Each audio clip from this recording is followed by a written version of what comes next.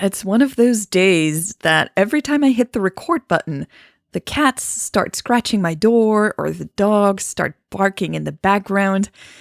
Yeah, really feeling the home office creator vibe right now. But finally, I've got this next episode for you. Thanks to the help of many listeners around the world. Thank you so much for your support. Without it, I wouldn't be able to do this. So this one's for you. Welcome to the Lesbian Romantic Podcast.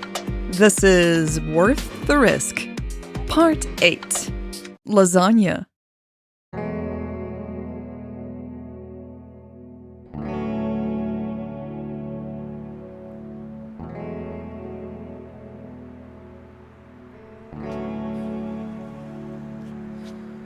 Fuck, Nathalie thought. Shit, she cursed out loud. She kicked an empty pack of cigarettes out of her way and thought, I can go back there and ask the receptionist to let me through. But Nathalie knew she wouldn't do it. She was almost at Kim's place now, and her best friend already had dinner ready. Nathalie regretted that she had agreed to stop by tonight. She had as soon as she had seen the sad look on Raven's face. I really should have run after her, she thought for the 100th time. I mean, I could have told her how I feel. Nathalie had been rehearsing what she wanted to say to Raven ever since she had left the hotel. She kept replaying the scene in her head over and over, imagining the several ways Raven could have responded. A cyclist who was also waiting for the light to change suddenly straightened and pushed himself off with a grunt. Nathalie's eyes flicked up. She crossed the street just as the light turned red again. Maybe it's a good thing Kim called, Nathalie told herself. She wasn't sure yet if she should tell Kim about Raven. Who am I kidding? She thought. Of course she would tell Kim about Raven. She wouldn't be able to stop herself even if she tried. But how to summarize what had happened in the last 24 hours? I met someone last night and had an instant crush, was what first came to mind. Kim would have a good laugh about it, Nathalie knew. She pulled the elastic band out of her hair and wrapped it around her wrist. She had just turned onto Kim's street. Did I bring my key? She wondered. Nathalie usually had Kim's house key on her, so she could drop by whenever she wanted to. She pulled out the contents of her front pockets. She found her ID and debit cards and the single key of her own front door in one pocket. The other one was empty. She would have to ring the doorbell. Nathalie stopped walking and looked up at the sky. It was still clear and had even turned into a beautiful, romantic pink and orange. Perfect for a night at the park, she thought. Her fingers traced the square 9000 logo on her shirt. Raven had looked so darned adorable with her 9000 baseball cap. Nathalie had bought it only 2 weeks ago, but she didn't regret giving it away to Raven one bit. She could always get another one. She put the key and passes back in her front pocket and pulled out her phone. Without thinking about it, she opened the photo app. Nathalie scrolled back to the very first picture of Raven on the bridge this morning. Raven still looked a little uncomfortable in this image. Nathalie could tell by the awkward way she was holding onto the metal railing. Raven already looked a little more relaxed in the next pictures, the lines around her eyes crinkling. Nathalie's thumb now hovered over the screen. She had reached the photo she had taken at the city pavilion later in the day. Raven was sitting on a bench, holding a cone with several large scoops of Italian sorbet. Nathalie had snapped the picture just as Raven was flicking her tongue over her upper lip, staring into the camera confidently. The fire in Raven's eyes made Nathalie's blood thrum in her veins. She was still staring at the picture, her fingers tight around the device, when an incoming email message slid onto the screen. The name flashing at the top of the notification nearly made her drop the phone. Raven had sent her an email, and the subject was, "You know, it is weird." Nathalie immediately caught the reference to the words she had used before the waiter had interrupted them. The notification window had already disappeared from the screen.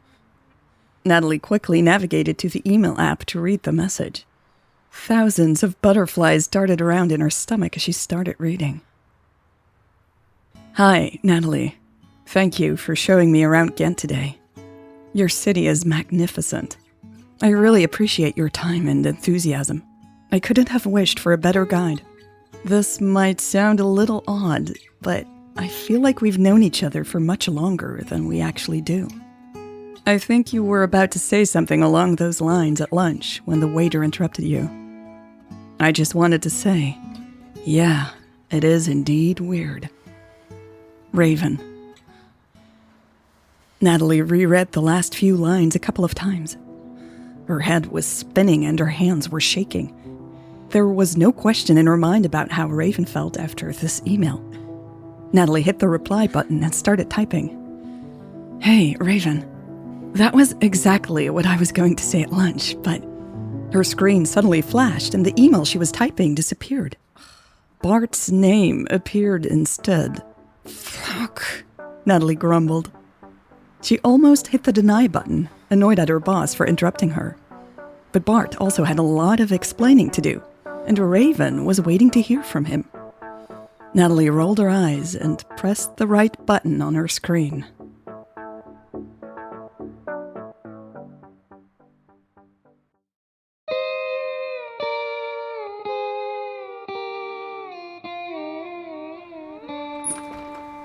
Finally, Kim said, huffing.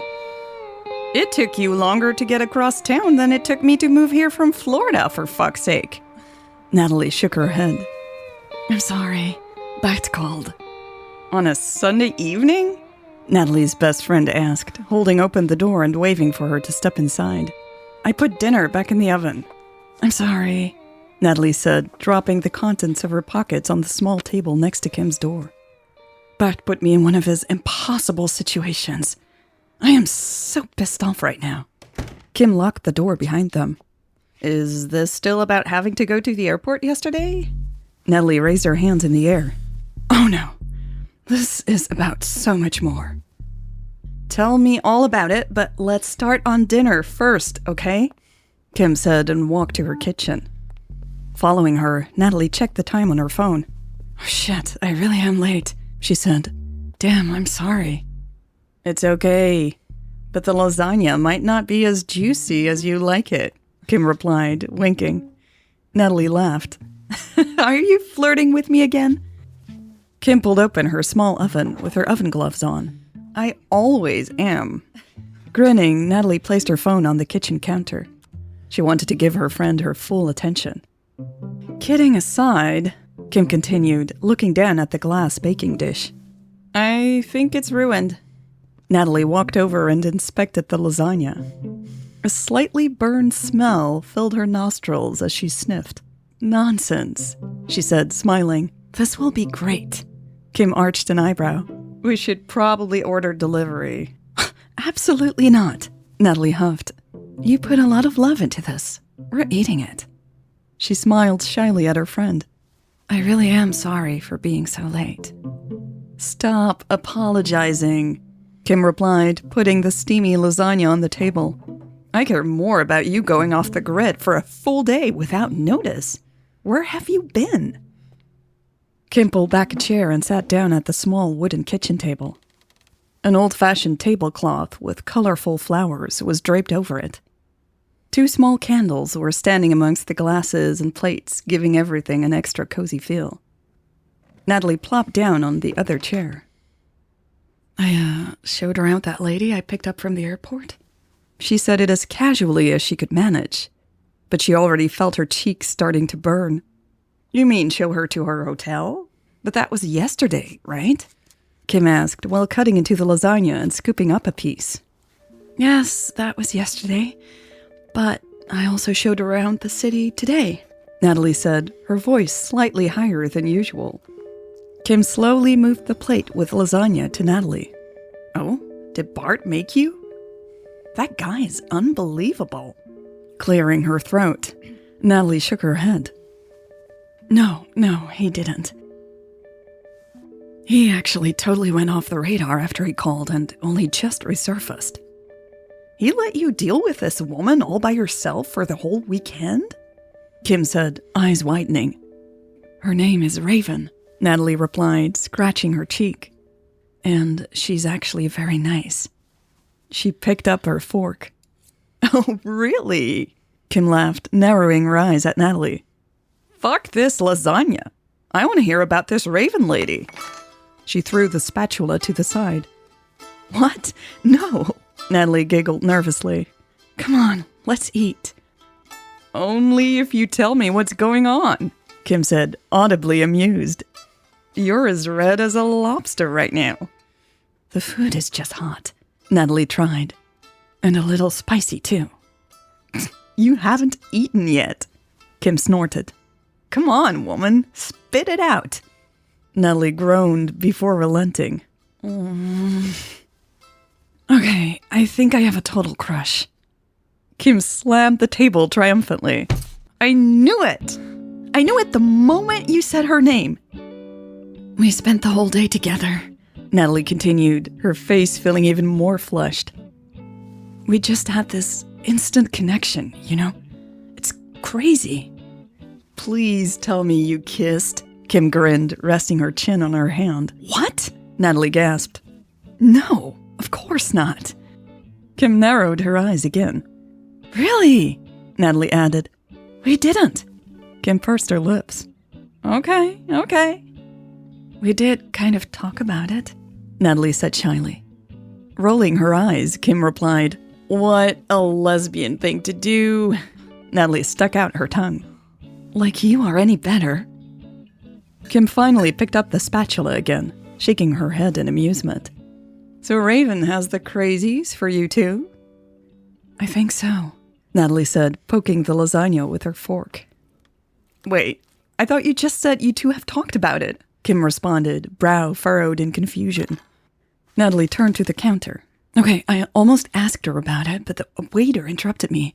Then on my way over here, I got this email and... She groaned in frustration, not quite able to reach her phone without getting up. She faced Kim again, sighing in defeat. It doesn't matter anyway. She's going to be super pissed off as soon as I call her tonight. Girl, Kim chuckled. You've got it bad. You are not making sense at all. Nathalie grabbed her fork and sighed again. I know. Let's eat first. Then I need to make a call, and afterward, I will tell you everything. This was part 8 of Worth the Risk.